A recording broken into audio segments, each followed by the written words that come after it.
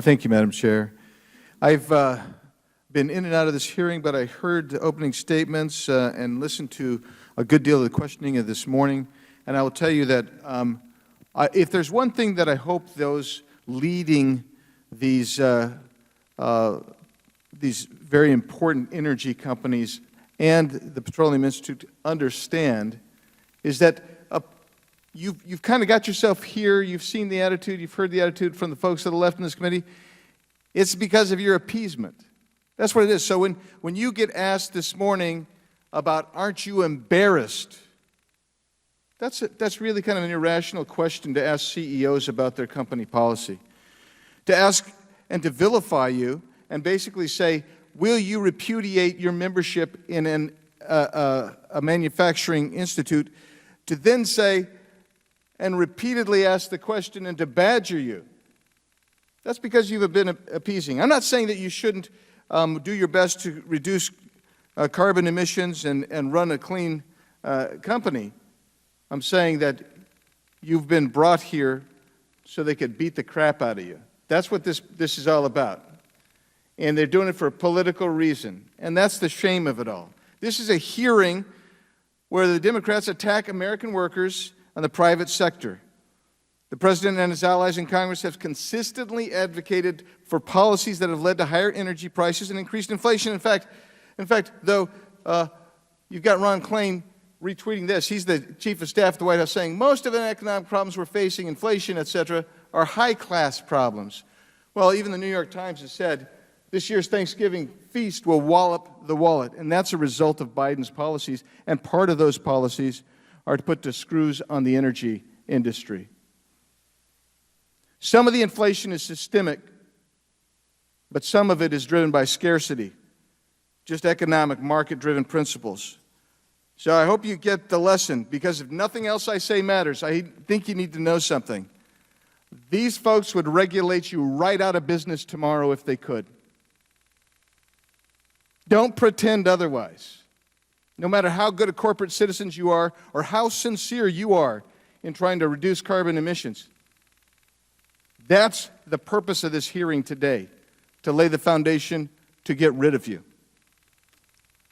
And at the same time, you see the hypocrisy or inconsistency of this administration. Here's one dated today, this very morning. You've got Amos Hochstein, the U.S. State Department Senior Advisor for Energy Security, saying energy producers, particularly OPEC, should be increasing its output. Here's one from 2 weeks ago. U.S. worried energy supply is not meeting demand. That is where we're headed in the future. What you do is important. Never forget it's important. At the same time, you got the Biden administration issuing new oil and gas leases for drilling on federal land, canceling the Keystone Pipeline within hours of taking office, and then removing sanctions on Russia's Nord Stream 2 pipeline, increasing Europe's dependence on Russian oil.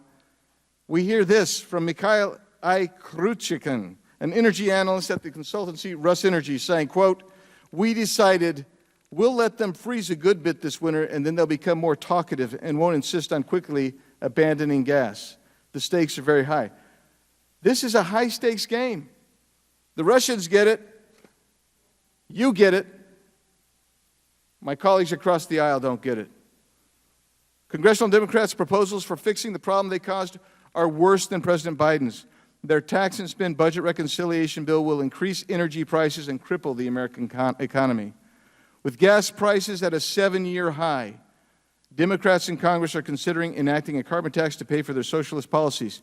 They love to tout their support of the Green New Deal, claiming that it is the only way to fight climate change.